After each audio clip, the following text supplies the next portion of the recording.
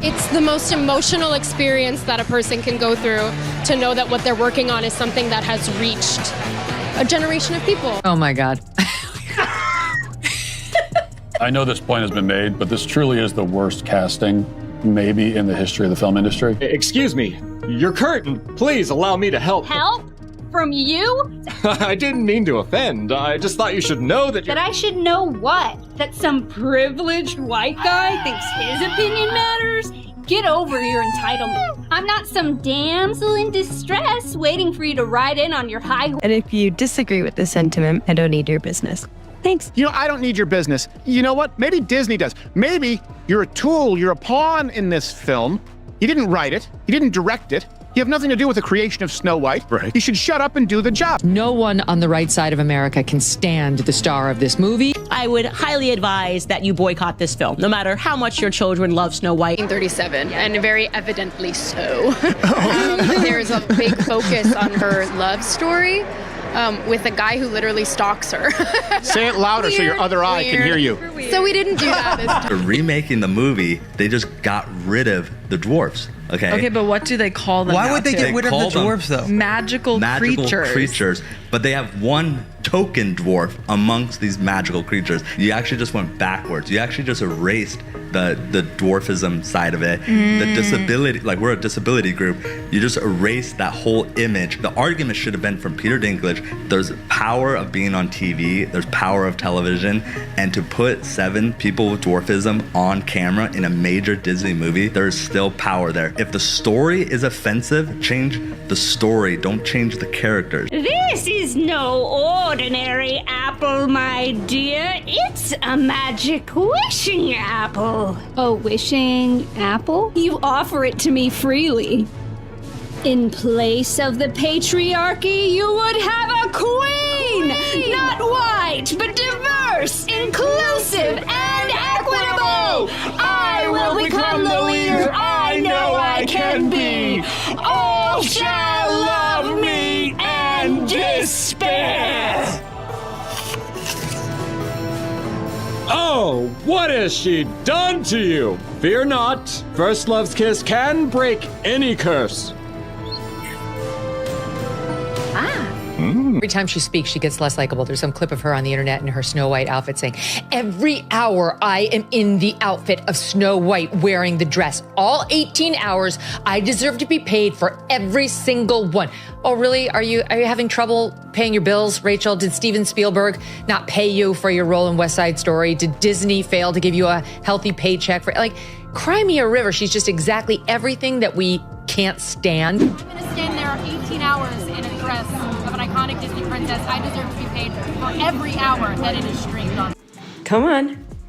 That's the face Go of a vote blue. serial killer. And if you disagree with this sentiment, just hit the unfollow button. I can also be having the greatest time and simultaneously wishing people would stop sending me death threats. There's something wrong with her. She's disturbed, she's unhappy, and she thinks it's about feminism and the patriarchy and about abortion. But the reality is she's just not stable, like the majority of people in Hollywood. They're just not stable human beings. The lights dimmed, the orchestra played, and Hollywood's elite turned their eyes to the stage as 2 stars stood side by side, RachelZegler and Gal Gadot. With breathtaking ambition, they introduced the nominees for Best Visual Effects. But while their words celebrated cinematic magic, something felt off. Fans quickly noticed the tension. There was zero chemistry, no shared glances, and almost no interaction. Online speculation exploded. Had Gal chosen to distance herself from the controversy? Were the rumors of behind-the-scenes friction true? For a pair meant to carry Disney's legacy forward,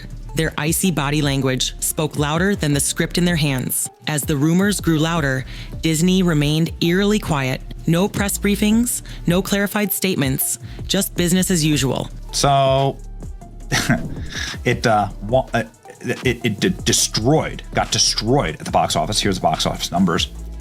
The Minecraft movie made $60 million on Saturday. Snow White made 2. And of course, this weekend, Minecraft came out, which has absolutely dominated the box office, done significantly better than analysts even projected. And now we're finding out that Snow White has officially crossed $160 million. It was a stark contrast to their usual damage control playbook. Internally, insiders whispered that the studio had placed its faith in the brand name alone. No matter the buzz, they assumed audiences would show up. But early screenings told a different story. The audience wasn't connecting. The magic that once defined Disney's fairy tale formula now felt forced, almost hollow. For a film carrying a 9-figure budget and legacy IP, this silence wasn't strategy, it was surrender. I can only hope that despite my flaws, and despite my cracks and my breaks, and there are many of them, that at every premiere and everything I do, people will wait in line to see. RachelZegler had been positioned as the new face of Disney, but critics and audiences alike started to question if she was the right choice or just a risky gamble. Her casting wasn't just about performance. It symbolized a new direction. One critic noted, Zegler's Snow White doesn't feel like an evolution. It feels like a reboot trying too hard. Interestingly, her nickname Zegler didn't even stem from industry acclaim. It came from a moment of survival, a snowstorm she weathered, symbolic of the storm she'd now face. Irony? Maybe, but poetic all the same. Saying that audiences will always line up to see her no matter what she does. Every premiere and everything I do, people will wait in line to see. You know what's interesting about all of this is that the only person waiting in line to see Snow White was RachelZegler.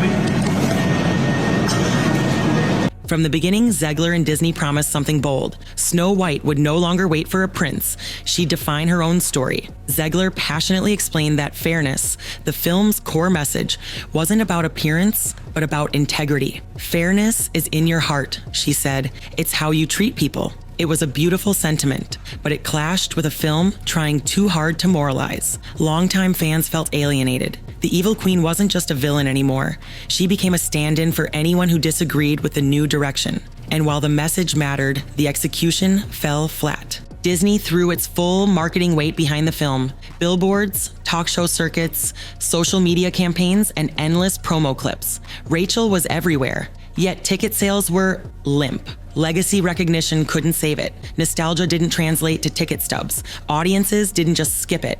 They actively avoided it. Critics labeled it one of Disney's most divisive remakes. Suddenly, a film meant to be a cultural moment became a cautionary tale in real time. The buzz wasn't about box office success, it was about damage control. When The Simpsons takes aim, you've officially entered pop culture's danger zone. Their parody, Snow Woke, the reimagining, featured RachelZegler, who bans princes, scolds villagers, and watches her film flop before having a meltdown on Krusty the Clown's couch. It was brutal. It was pointed, and it stuck. Springfield's satire isn't just comedy, it's commentary. It reflects what the public already thinks, distilled through razor-sharp sarcasm. In one episode, the character went from actress to archetype, forever tied to a parody that mocked everything the film tried to be. Before the controversy, RachelZegler was Hollywood's next big thing. Casting directors competed for her. Scripts landed in her inbox weekly. But post Snow White, something shifted. Projects rumored to star her were suddenly shelved or recast. Her public image, once seen as bold and modern, was now viewed as divisive. Add to that a high-profile breakup with fellow actor Josh Andres Rivera, and headlines wrote themselves. The industry thrives on optics, and Zegler's optics were tanking fast. What once felt like a star's rise now resembled a crash in slow motion. Then came the AI scandal. A fake OnlyFans account using deep-faked images of RachelZegler went viral almost instantly. It wasn't real, but that didn't matter. Thousands believed it. That's how far her public trust had dropped. Even the absurd now seemed plausible. And while the account was quickly debunked, it revealed something deeper. Zegler's image was no longer under her control. Memes mocked her. Reddit threads titled, "How Not to Market a Movie," used her face as the thumbnail. When the internet turns you into a meme, you stop being a celebrity. You become a case study. Critics weren't kind. The movie has an identity crisis, one commentator wrote. Others were less polite. Words like woke, cowardly, and ideologically arrogant appeared repeatedly. Political commentators chimed in, calling it a failed attempt at progressive storytelling that contradicted its own ideals. Musical numbers were slammed as unnecessary, performances criticized as flat, and the entire film was labeled a $300 million mistake. Even beloved classics like Someday My Prince Will Come were scrapped, replaced by clunky modern alternatives. This wasn't just a creative misstep, it was a cultural backlash in cinematic form. Now that the storm has passed, all eyes are on RachelZegler. The chatter may have quieted, but the stakes couldn't be higher.